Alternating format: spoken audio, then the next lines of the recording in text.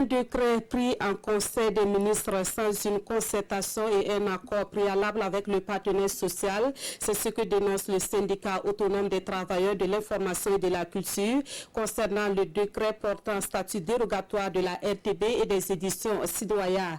Le Synatic était face à la presse ce matin pour exprimer son mécontentement vis-à-vis du gouvernement. On en sait plus avec Rasmani Zondi et Vincent Tchendrebugo.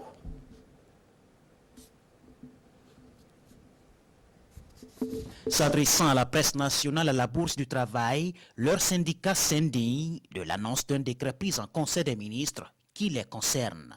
Le Bureau national du syndicat autonome des travailleurs de l'information et de la culture, Synatic, qui est entré en négociation avec le gouvernement depuis le 7 novembre 2019, a été surpris par l'adoption des décrets alors que les deux parties sont en discussion et ne sont parvenus à aucun accord sur les différents points, y compris le contenu des décrets.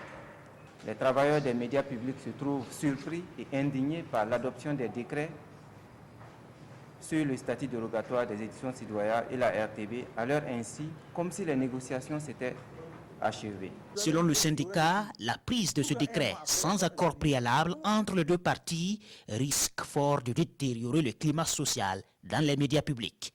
Et c'est le gouvernement qui sera tenu responsable, selon Sidiki Dramé et ses camarades de lutte. Pendant qu'on était en débat sur ce contenu, le gouvernement a suspendu pour dire qu'on va reprendre le 22 novembre.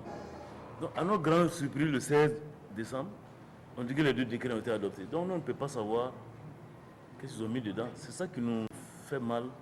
Et nous trouvons que ce n'est pas sérieux. On reprend le combat pour obliger le gouvernement à nous traiter avec plus de sérieux.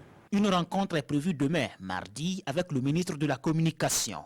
Et pour le Synatic, l'issue de cette rencontre décidera de la conduite à tenir. En tout cas, le Synatic brandit la menace de reprendre incessamment ses mouvements de protestation.